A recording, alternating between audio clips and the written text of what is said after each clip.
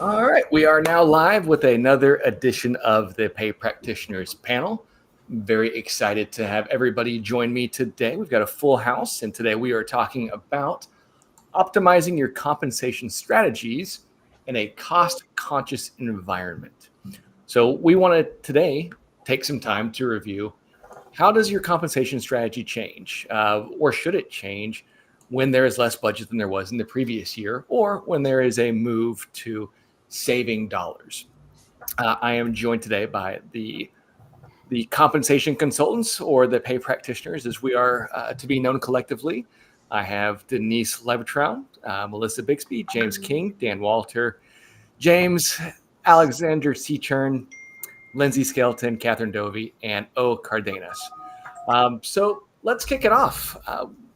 We are seeing we're hearing that budgets are changing for folks. We're seeing that some people are trying to find ways to squeeze the dollars in more. I want to throw it out with just a fun question of what's the worst decision you guys have seen made when there is a cost conscious environment?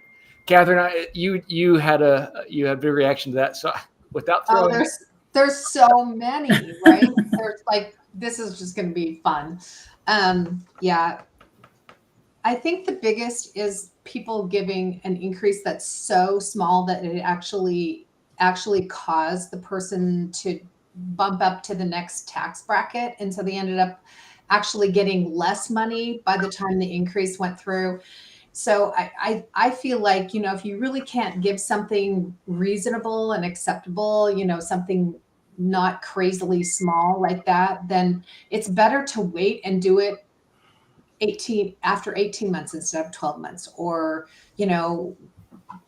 next year. Don't do that anymore, please. It's embarrassing when people come back with a lower paycheck because of the tax situation. That's crazy. I remember working somewhere where we had a 1% merit budget and we had managers go in and spend the 1% merit budget. Not smart. Yeah, definitely pay freezes and even worse, pay cuts. Oh, yeah. Are never popular. And to your point, I'm not sure in the grand scheme of items you could cut that would be the most optimal, most effective place. So yeah. I've seen, and I'll keep the names out of it. I've seen organizations rank by pay and then make decisions solely based. They didn't look at the title, they didn't look at the department, they didn't look at anything. Make decisions solely based on how much they made, and the more they made, the more likely they were to have a decrease because they could afford it. And I think that kind of approach where you're only looking at the numbers, regardless whether you're talking about merit increase or anything like that, that's dangerous regardless of the context you're in. But that's probably one of the worst ones I've seen. Yeah. So one of my personal ones is this doubling down on pay for performance. It always seems to come back around when everyone needs to. So are you truly trying to drive performance with pay, or is this just cost cutting masquerading as performance-based pay? And we see this return to sort of Jack Welch, Taylorist style performance management systems that are intended to sort of chop out the lower performers and promote the top performers. And lamentably, to me at least, I saw that Google had said we're adopting pay for performance. Google, this company that did such a great job of using intrinsic motivation to innovate. Like the reason we have Gmail is because they gave everyone 15% of their time to do whatever they felt like, and someone came up with Gmail. So Google, this company, this bastion of intrinsic motivation, has now said, okay, now we're doing performance-based pay to manage costs.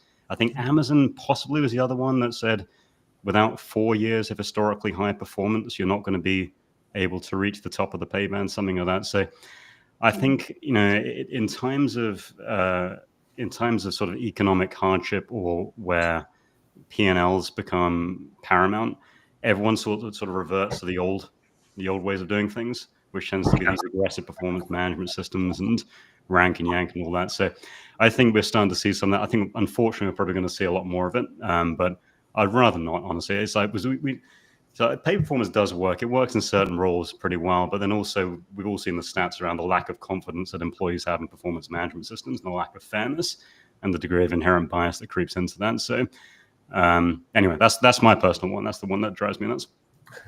So that's funny. Just real quick, my friend Lisa Novak just this morning posted that Meta just had a big layoff, and they were touting it as underperformers, but it's turning out that it was not that at all. They're getting a lot of blowback. So that's interesting, James. That was yours. I think it's always a preface to cost cutting. I mean, like pay for performance. You pay performance first, and you'll see layoffs afterwards. And I think employees see through it as well. Well, yeah, that's what's happening here. I think one of the worst that I've experienced, from a client perspective, is had a client who's very conservative, decided to cut everybody's pay by 10%. And then they basically said, if the year goes well, better than what we expect, then we'll give it back to you. And then they ended up giving it back in the October timeframe. But it was so demoralizing to most of their employees that, hey, you're going to take away 10% of what I already have, just so you can make your numbers. So that was probably the worst. Wow. So I will give 3 because I can't figure out which is the worst.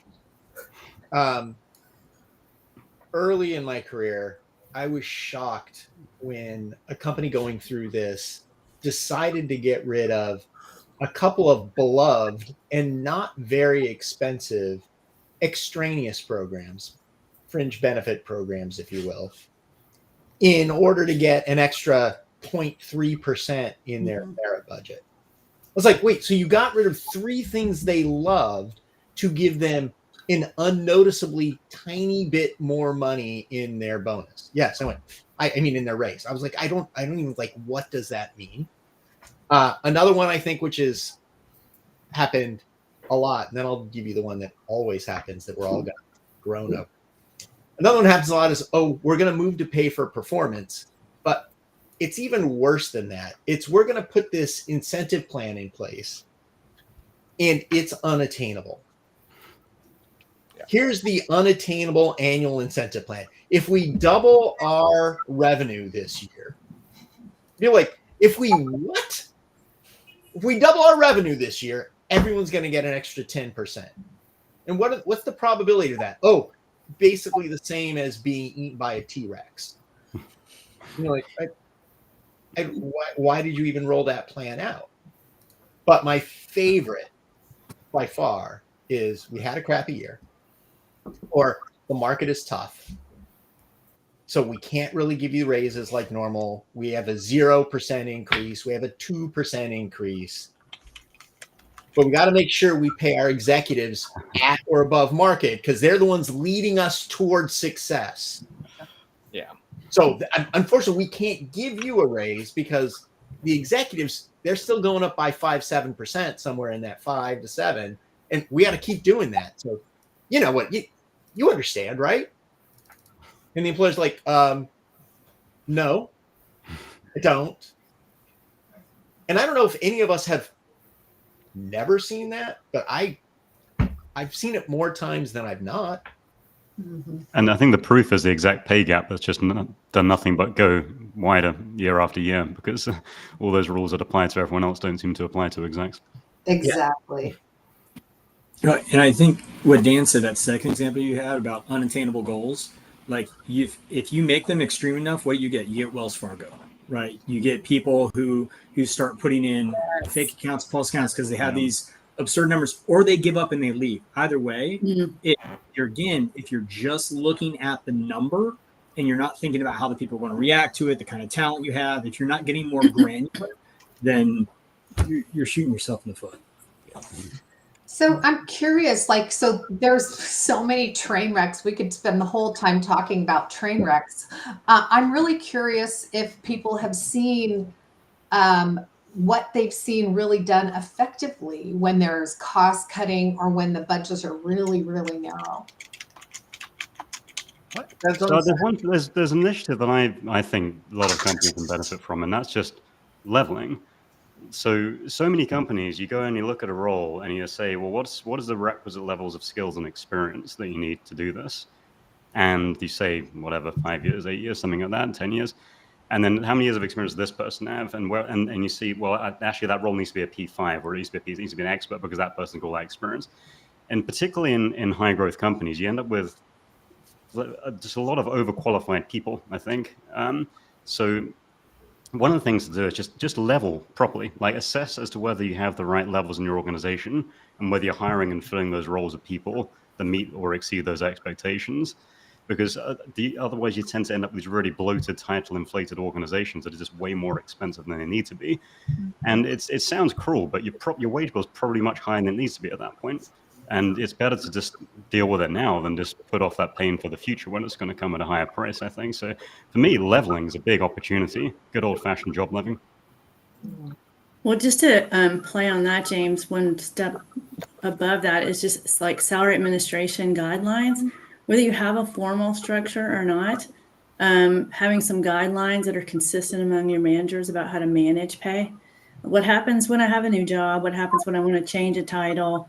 Who do I go to? What's the process? If I want to do a promotion, do I want to do an off-cycle pay adjustment? Just reining in some of the cowboy activity probably goes directly to the bottom line. So a good, doesn't have to be a ream, doesn't have to be a novel, but some well-established pay salary administration guidelines that your executive team is bought into can do a world to help you rein in the cost. That's a good point. One of the things I always tell my clients is think about who you're delegating work to and give the work to the person that is the cheapest who can get the work done. I would say to Melissa's point, not just the guidelines, but the enforcement and the teeth behind it. Like leadership has to buy into this, and they have to say, no, this is what we're following, and not everybody gets an exception. Because I've seen it too many times where you'll have a beautiful deck or Word doc or whatever it is, and it outlines everything very clearly, but there's no enforceability behind it. And why create the deck if you're not going to enforce it? Right. Yeah. Or it's not even communicated well. I mean, it's all got to start with that, and it's got to come from the top consistently. Everybody needs to actually understand the why and the what and the who and the how. And when is this going to be reevaluated? You know, is this something that's just going to impact us for the next 6 months? Is this a full year? What are we talking about? Because the more you communicate, the better your employees will feel. They may not be happy with the decisions, of course, but they'll understand the why behind it and kind of hopefully buy into whatever the changes or the adjustments are. Yeah. One of the things I've seen in the past too, it was a really interesting exercise that we went through. We had a part of our business was not hitting their numbers and they had a reduced budget. And they weren't going to pay out any bonuses that year because they had not hit their target by a pretty wide number. But they also recognized that by not paying out bonuses, they were likely to start to create this attrition challenge with their high employees that they had to have. And what was interesting was a lot of those employees were not those employees that had the highest performance ratings. So when you go back and look, like, who are the key employees with the single points of failure? Oftentimes those weren't like those 5-star or even 4-star performers, but they were the ones that were just absolutely critical to the business, keeping the wheels on the bus. And so what they had done was, use discretion to identify those key employees and provide retention bonuses to ensure that the business maintained its operations while still having to operate in a non-bonus environment, which I thought was an interesting approach with a little bit of felt like a contradiction that your high performers weren't getting rewards, but from a business perspective, they weren't always the most critical. So in my experience, and for all of you pay practitioners that are watching this live, you can go flame me on my LinkedIn account. In my experience, the average comp department wastes 3 to 5% of their total spend between not fixing turnover or not having people understand programs or inefficiently processing things or allowing one manager to wildly overpay people or having underperformers. And again, if you're a 5,000 person company, figure the average person makes about 60 grand. That's a $300 million spend. 5% of that's $15 million. You're already paying people $300 million in total. If you could get, let's say, 1% efficiency increase in what you're currently doing with your staff, that gives you about $1 million, $2 million, $3 million to spend on communications, training, explaining your employee value proposition, fixing something else that might work. I think a lot of times we look and go, but we have to do this thing with base pay because that's what people care about.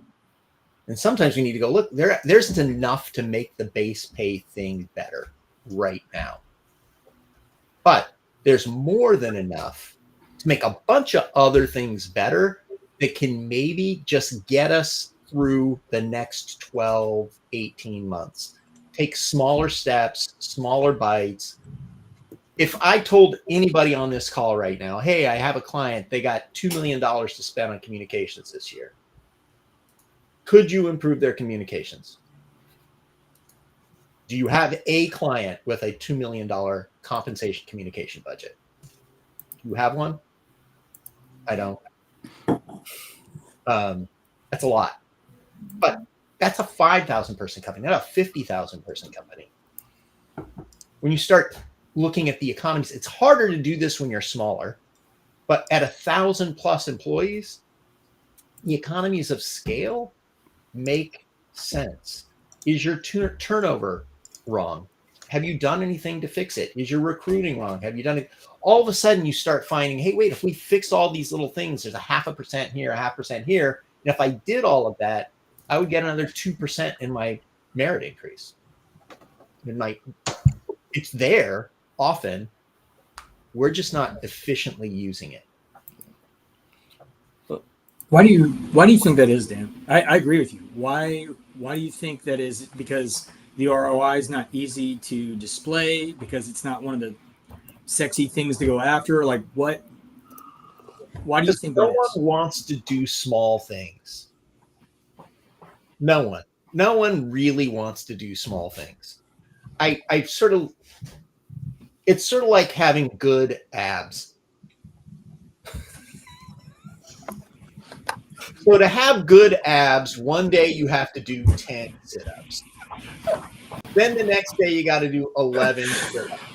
And the next day you got to do 12 sit-ups. And if you just do that every day, at some point you will be able to do 100 sit-ups. And you will have good abs. But the reality is no one wants to do the 10. No one certainly wants to do the 11. So all these little pieces. But when we're in this environment like we are right now, one, it's very difficult to make big decisions. Very difficult. How do you decide I'm going to do a job architecture project right now when you don't know your company's going to look like 6 months from now? Yeah. No, that's a great point. You can make a lot of small decisions, but the problem is small decisions don't get you. They don't feel good when you're like working as a practitioner, because it's not something you can like get any credit for, and they don't feel good to your executive team because it doesn't feel like they did something big and important. But it's like, no, we did the things that needed to be done. That concept of a journey starts with a single step. We got to just take some smaller steps. Figure out where you can get 1%. 1%. And I think 1, you're going to get 3. Well, and I think that's where, I would say I agree with that. And I would say one of the things that a lot of my clients have trouble with is proving out that ROI. Like, look, we can save us $1 million if we do XYD. We improve the administration, whatever it might be. And it's not necessarily a technology fix. It's not necessarily investing in something else. It's just doing what we do better and more efficiently, right? But I think proving that ROI and helping them do that, I think that's one of the big challenges a lot of them have, because that's not something people are necessarily used to, which is why I think partnering in your organization, especially with like a finance team or whoever it might be, oftentimes can really help prove that out. But yeah, I agree with that. I think that's the challenge. When the back's against the wall, that's too long a conversation compared with what if we just slash 10% of our workforce? That's the problem. Like when things get tough, everyone looks for the quick, easy wins. And that conversation, that very real, valid conversation about long-term ROI is frankly less important to shareholders who just want to meet EPS targets. Yeah, got to make the quarter look good. I think quarterly EPS is a lot to answer for. It puts so much pressure on short-term results. And, I have an example of, Dan, you're talking about efficiencies within the organization. I have an example of one of our clients had a habit of hiring people into supervisory positions, and then they never took the money away if they quit being a manager or a supervisor.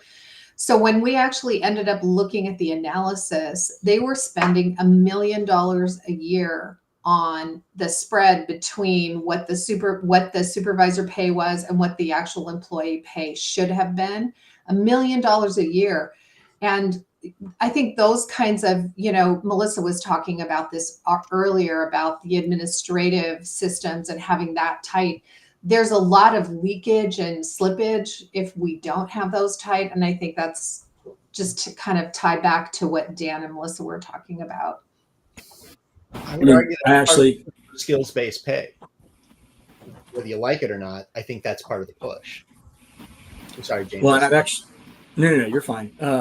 No, that I've actually seen recently. I mean, it's in a few different industries, but contingent pay for managers. So if the company has a chronic problem like that, then what I've seen some organizations do is they'll say, okay, we're moving you to a manager position, and here's the contingent increase that you get. So if you're no longer a manager, we're pulling this back.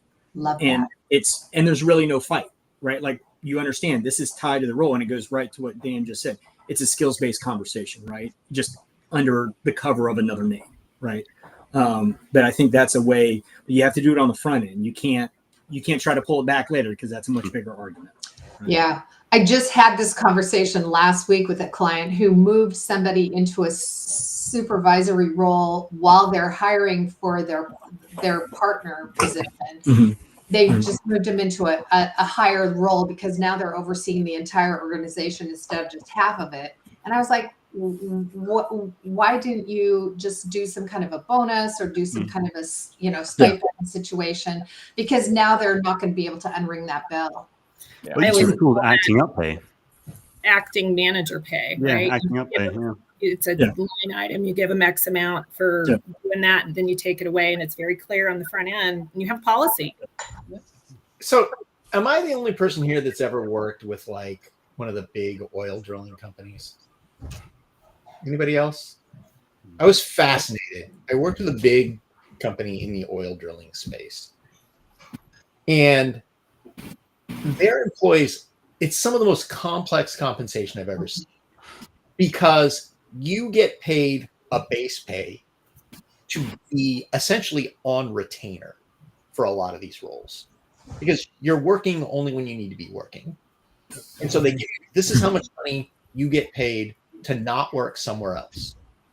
Then when we need you to work in the North Atlantic versus working in the Gulf of Mexico on a new rig versus an old, or in a this versus that, your pay is relative to the specific specialties you have, where you're working, what you happen to be doing, because it's only going to be there for 2 years or 3 years or less. And that's your gig. So you got your base pay with these extra components on it. They sometimes do this in healthcare. Mm-hmm. And the reality is, it's hard. The comp people at those places, their work is hard, but it's effective. It's efficient. The people stick around, and when they make real money, they make real money. And when they don't make real money, they know it's because they're not working very much, or they have the, nice gig right now where they're, 60 miles from home in the Gulf of Mexico, and they can fly back on the mainland and hang out with their families. It's a different. Do I think everybody should pay that way? No, I think it's crazy for everybody to pay that way.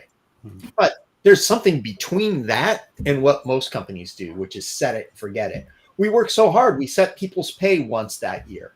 It's like, maybe you should be evaluating it more often. Maybe you should be looking at how people perform more often than one time a year.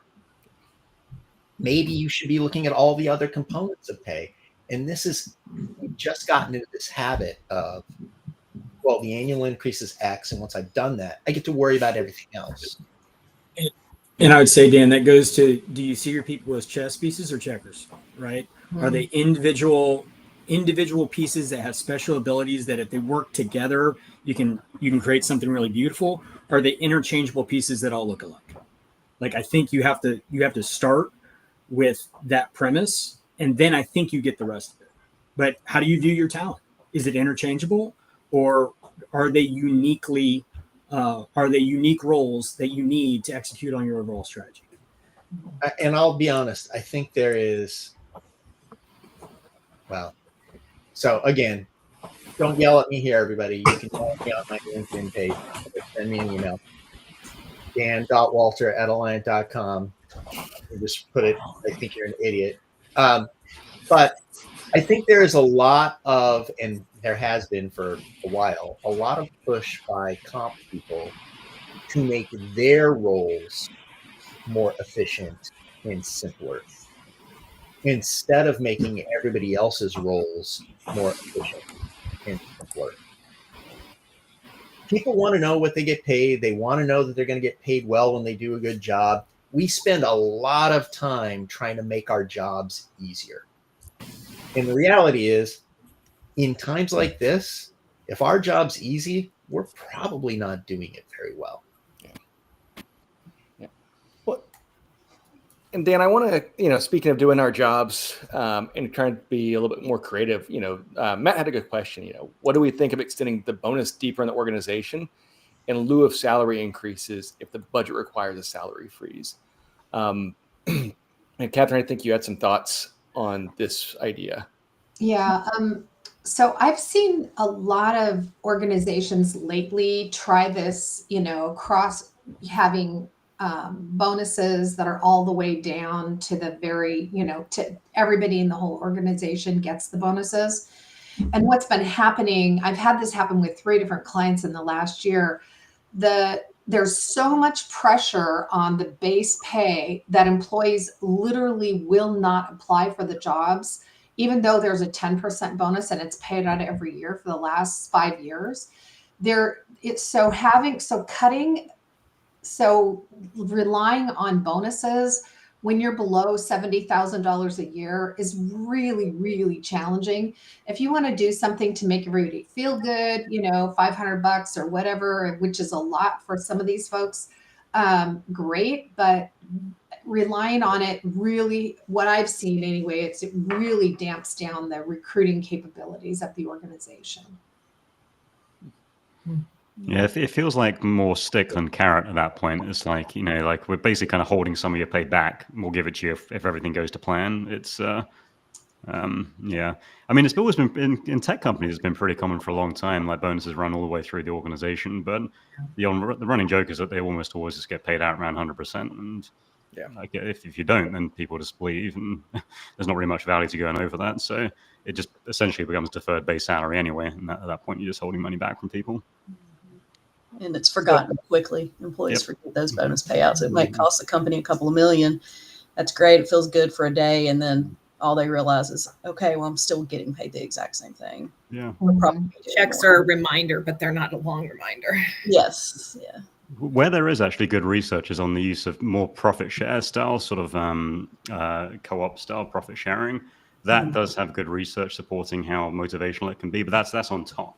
That you get your competitive pay, and then we'll all share in our success collectively together. That's a very motivational message, and there's lots of research out there to show that can actually drive performance over the long term. But the idea of individualized pay performance ratings that contribute to your bonus, and then it ties in with the company results, all that kind of stuff, that kind of goes in both directions. Yeah. And there is, there's always the ability to use non-cash, where, you can always replace stuff with equity or something like that. So that's out there, but profit sharing, equity compensation, that all requires communication that most companies don't spend any time on. And more importantly, trust. There is a trust factor that you're going to calculate profits in a way that doesn't benefit you and not me.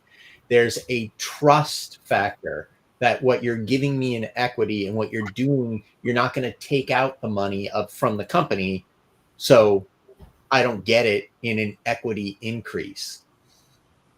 And that's, I think, a lot of it. I saw an article, I actually reposted it on my LinkedIn page, but it was an economist was looking at real wage increases relative to inflation and cost of living increase in general over the last couple of decades. And I mean, a couple of people smiled because you've all seen studies like this. At no point are the people in the middle and at the bottom half keeping up with what it costs to live in this world. They're not.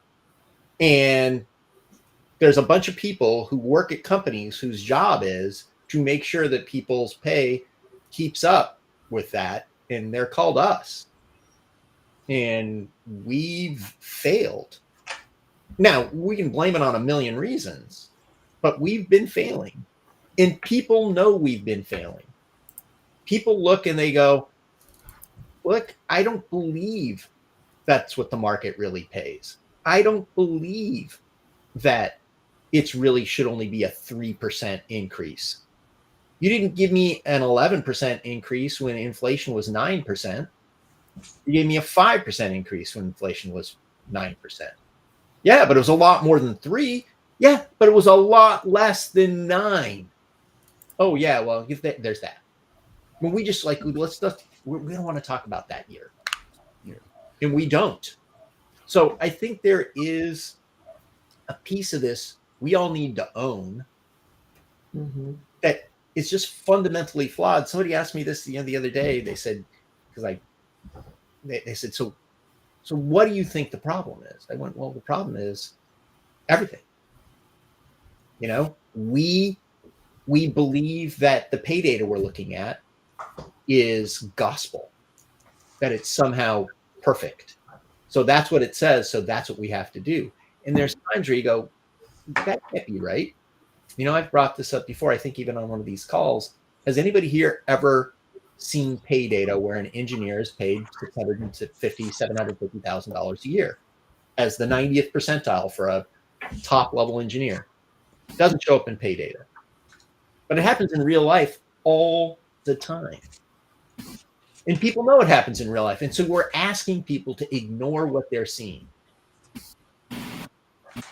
And I think, that goes to the point that benchmarking isn't a strategy, right? It's a data point.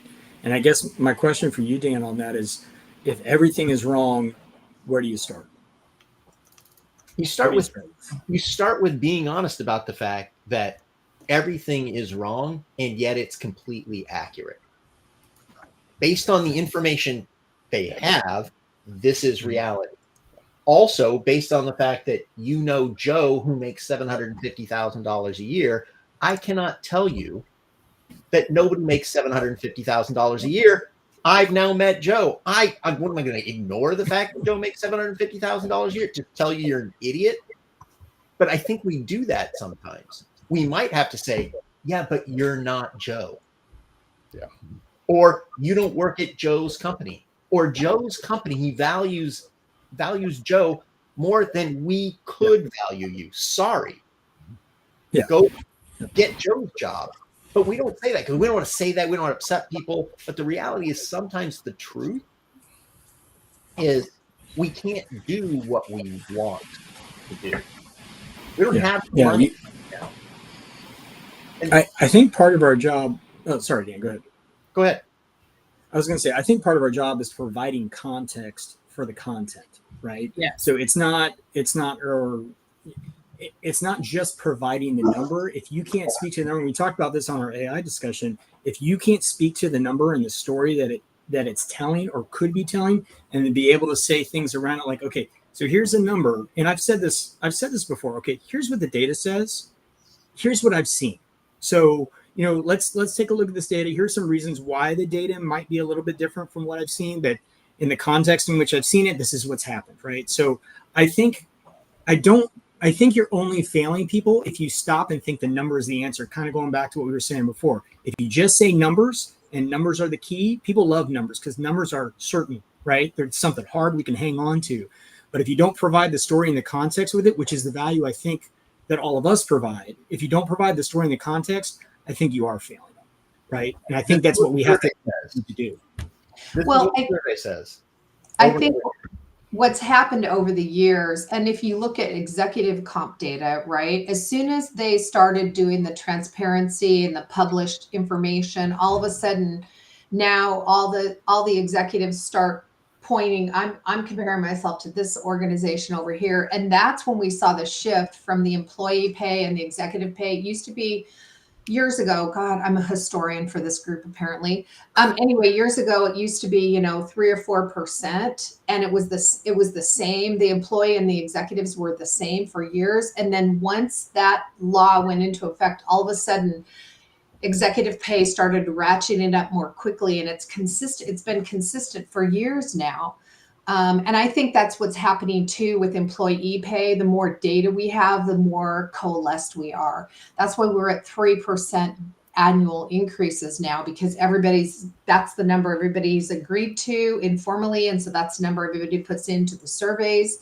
So we really are becoming a group think. I think as compensation professionals, that's maybe a bit extreme, but that's kind of what I've seen over the years anyway. Things have just narrowed and narrowed and narrowed.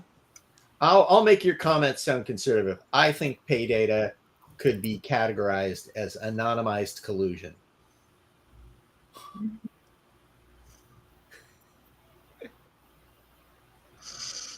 That's great. I love it.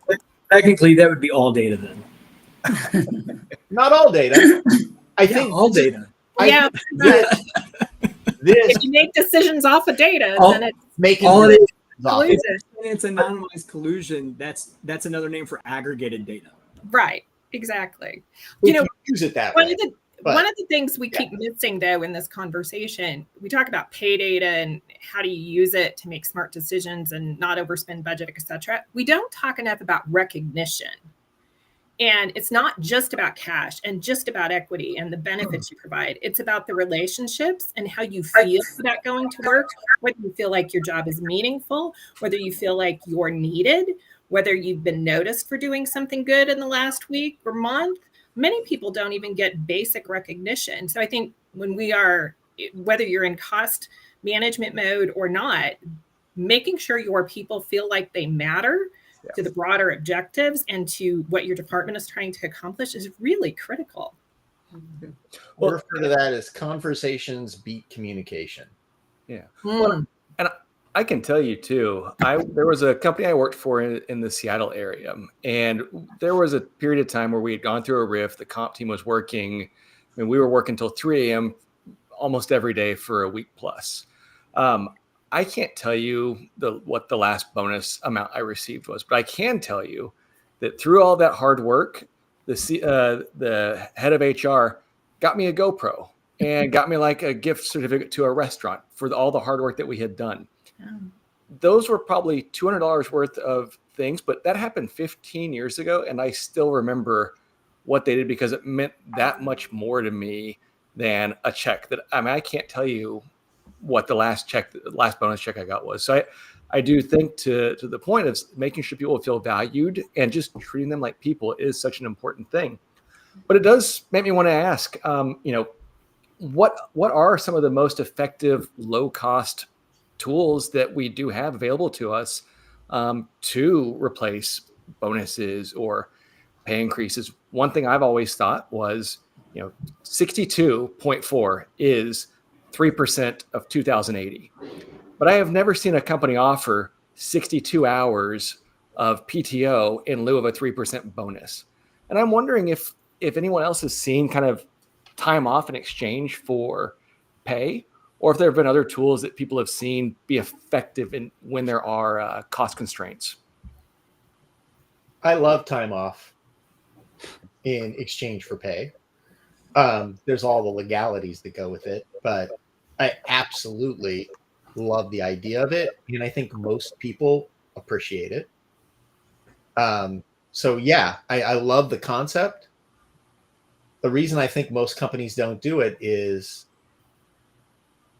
between HR and legal and finance and how do we pay the people and how do we include that and how do we not make it something they're entitled to.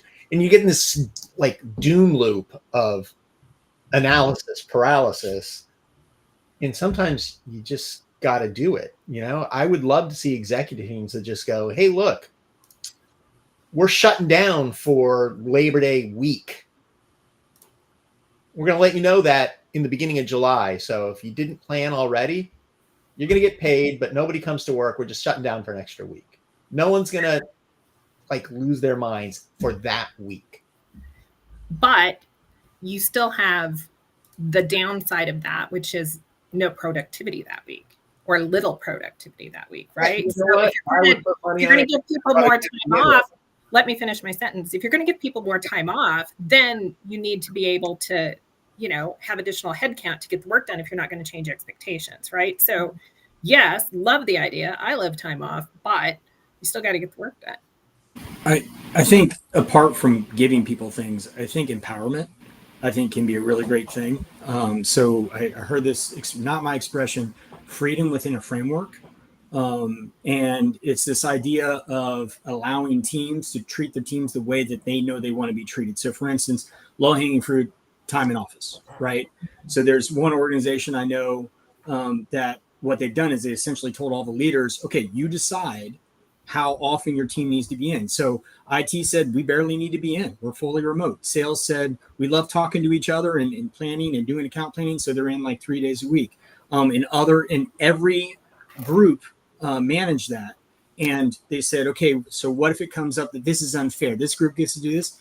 Well, you have a reason why, right? This is what this team wants to do. And this is how they operate. And I think if you empower those groups, I think that adds directly to a good culture. And I think that cultural draw can be just as powerful as monetary awards or PTO or anything else. And I think that's another way, especially if you don't have the budget. I think that's another way how you're managing people and treating them as chess pieces. Again, to go back to that analogy, treating them in a way that says you're an adult. We think you can handle this. And giving that empowerment, I think, can be a really strong advantage for them.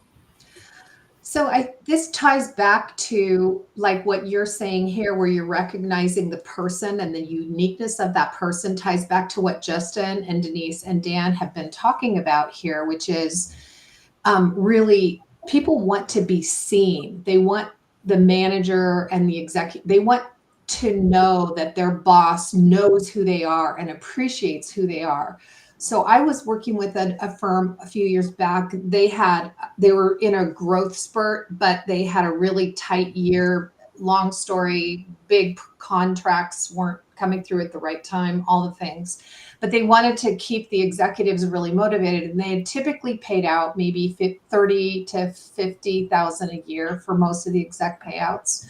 And so we talked about it, and he ended up giving one person like a week-long golf vacation. Another person, she went to a spa for a week. Another person, he sent their kids and him to Disneyland for a week. So he customized for each one of his executives. He came up with these very customized gifts that were way less than what their typical bonus would have been.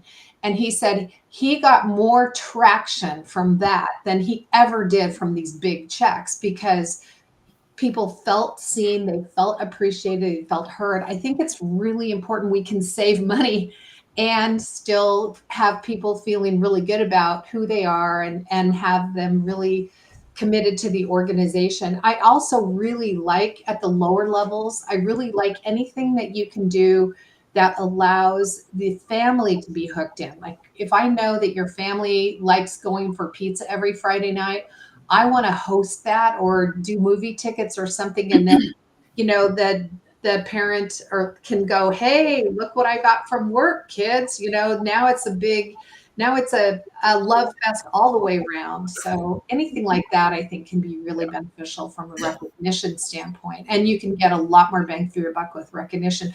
I'm always looking for something that $1 doesn't equal $1. $1 equals more than $1. If we can figure out what that is, that's what we want to do. Yeah, something that creates a memory for the employee. Yeah. Something to add to that, summer Fridays, right? So half days on Fridays, right? People will tend to kind of get a lot of their work done Monday through Thursday, knowing that they're going to have a light day on Friday. Other thing too, adding to Catherine's piece, which is like ice cream social. Like you can come around and bring ice cream around the group during the summer. In the kind of wintertime, bring some hot chocolates, some mochas. And if everybody's kind of working from home, you can send little gift cards as well, which are very impactful. Like go get yourself an ice cream, this week. Go get yourself a hot cocoa this week in the wintertime. So a lot of those things I think go really far with employees. And then the other one would be kind of having a manager kind of lunch or breakfast or with the CEO. Very impactful to be able to kind of sit down, get 10 people with the CEO to kind of hear his or her thoughts and for them to hear them as well. I have a story about that. I was with a very, very large firm for a while, and they had a thing where the employee of the year got to go to have lunch at the executive lunchroom with the CEO and the rest of the executive team. The problem was, and so one person, he got an employee of the year because he had perfect attendance for like 10 years or something like that. Anyway, but it was a maintenance person who did not want to go. So he called in sick for the first time in 10 years because he did not want to go. So you have to be careful, right, about the audience. Obviously, know your audience. Would love that, but this situation was different. But I think Always ask people how they want to be rewarded and how they want to be recognized. There are some people who love it in front of a group, and some people are just like, do not reward me or recognize me in front of a group. It gives me the heebie-jeebies. I don't like that. I'm an introvert, whatever their reason is. So know your audience. Yeah, and I think in the chat, Matt had a good suggestion to allow employees to recognize and reward each other. I know that's more common these days, and it can be a simple shout out, in the common Confluence page or intranet, or to a more elaborate, awards program where employees are shouting out and rewarding each other. That's a great idea. Yeah. I think everything you guys have said, though, I love all of it, but I think it all falls in the harder camp, which is why a lot of companies don't do it. Yeah. It'd be easier to count points and then have an automated recognition system send somebody a hat. I mean, when we say recognition, that's half of what you hear of is recognition. We sent a plaque and a hat. Okay, I don't want a plaque. And I don't need a hat. And what am I going to do? Thanks, I guess. It's just really annoyed me. It didn't really do anything. But it turns out, had instead that person's boss gone on a Zoom call or next time they were in town or whatever and said, hey, look, I need you to know that stuff you're doing is amazing. And I love it. And by the way, here's $100. Go take your wife and kid out to dinner. Thanks. Have a nice day. That's harder, though, because you actually have to communicate with, conversate with people. You have to actually think about individuals as individuals. You can't create a set it and forget it mindset. I remind people all the time, going back to the concept of pay data, that 80% of companies don't participate in any pay data surveys. And yet they exist year after year and often never lose any employees. How do they do it? Well, it turns out they often talk to their staff. The CEO knows everybody's name. They have family events where they actually talk to each other, and it's meant to be building a community. We don't do that very often, and it doesn't work at every organization. But we're always looking for this technological, automated solution. And sometimes we just need to go, oh, yeah, we're people. Yeah. Well, I think what you've all alluded to is, well, Denise said it, not one size fits all. So the companies I've worked in and with, they have a number of different ways they do non-compensation reward and recognition. At one company, the 10-year bonus, I got some really, really cool camp chairs. I loved them. I was all for that, but that wasn't the only reward and recognition program they had, right? So meeting your audience where they are, right? I worked at a software gaming company, and we were actually doing software games for the casino industry, because that's really all a slot machine is a computer game in a box now. And so our field service technicians, we did a coordinated event on the East Coast and one on the West Coast. On the East Coast, we went up, they all converged in Manhattan area. And we took them to a nice dinner, and then we took them to a New York Yankees game, and we sat in the swanky seats down on the baseline where they come and serve you food and such. And I mean, that didn't cost the company that much money, but it was a specific recognition event tailored toward those very hardworking frontline hourly field service reps. And I can't tell you how much goodwill they bought, but that wasn't the only program we did. We also got, for service, you got some cool gifts, and I, for one, got my cool camp chairs. So anyway, it's a coordinated, strategic thought, for non-comp reward and recognition. Yeah. And I think that it really goes back into building a strong culture, and knowing your employees. So, letting the managers understand who their employees are. And I do want to share this because I think there's a really funny example of, to Catherine, to your point, there was the pizza party they had for the person that didn't show up. There's a really fantastic example of this where a company in France, they wanted to honor one of their older gentlemen who was retiring. So what they did was they purchased him a ride in a jet fighter. So the guy had never in his life had any interest in being in a jet fighter. He had no aviation experience, no military experience. And once they got to about 2,500 feet, he panicked and ejected. Oh my God. Okay, that's horrible. So, I mean, best of intentions can go very poorly if you don't know your employees. Don't traumatize your employees. Note to self. And he quit the next day, right? Is that what you're saying? Oh my gosh. I think He recognize was in the culture is hospital such for a the big next deal. 2 months in traction is what he was. Like respecting the culture, understanding the culture, and also geographic differences as well. Like, Yes. the sales cultures are, quite unique and quite special and quite fun. In America, you get a lot of these presidents club type things, and got to make club, got to go on that trip. There's a huge amount of budget set aside for that. Now, they don't work as well in continental Europe, for example. Like, I had a company in the Netherlands, and we talked about these idea of recognition, these sales done. And the feedback was, why would I want to spend any more of my free time hanging out with my colleagues than I have to? It's just it's a completely diametrically different view of what it was to be a salesperson, because it's much more compartmentalized. You've got your region, someone does Benelux, someone does the Nordics, they're completely separate. They have no interest in hanging out with one another. So I love that story to recognize not only what people may or may not appreciate, but also what kind of recognition will actually support your culture. Yeah. Well, and one of the things I always think about is, when you're going to have recognition events, have them during work hours. There are a lot of parents who have to go pick up kids, right? And sometimes we have things at weird hours after work, before work, etc. And that's not a great way to actually have it be a reward. Sometimes it can cause more stress and anxiety than it's worth. Where we used to have forced planking competitions at my last job to see who could hold a plank the longest.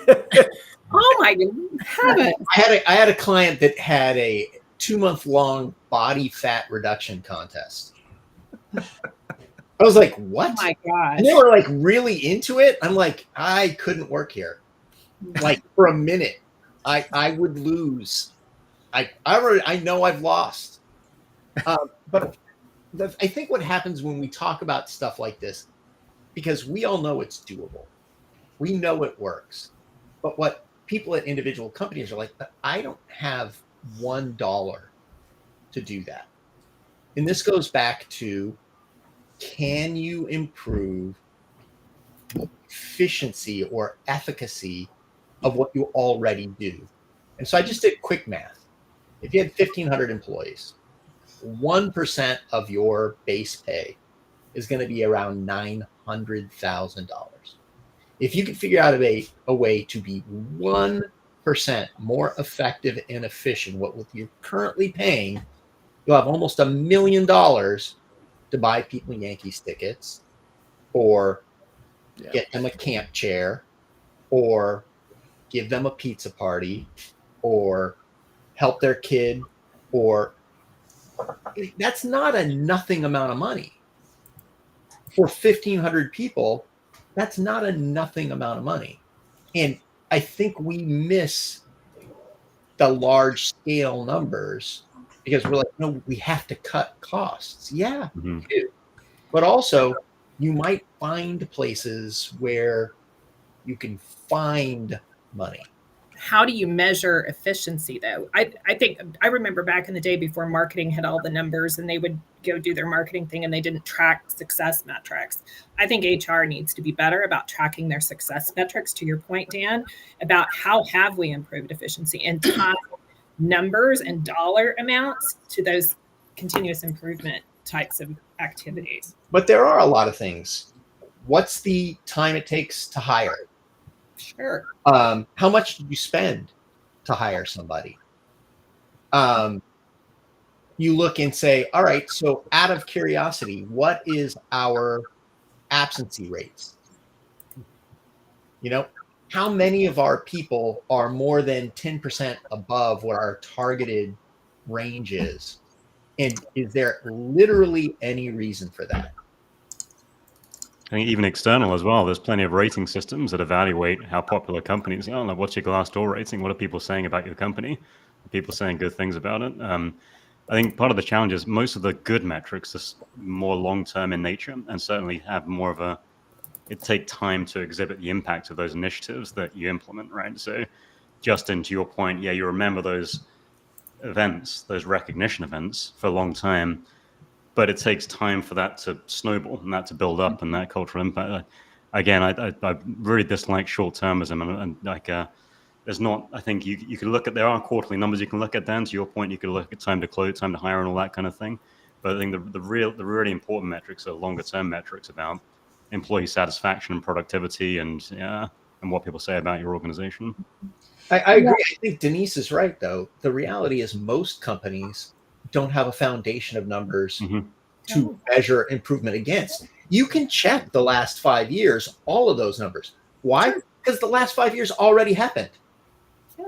Well, and to tag on to this, I think the other really critical piece here is having a strategy that lives beyond whoever's in the chair today, right? Having an HR strategy, having a compensation strategy. People think, oh, it's so touchy-feely, but the point of it is so that it can live beyond the folks who are making the decisions today so that we can have traction long-term, as you guys are talking about. It needs to become part of the cultural DNA of how the business works, right? Exactly. And somebody posted, well, it's a sum zero game. What would you cut? And I would argue it's a false narrative.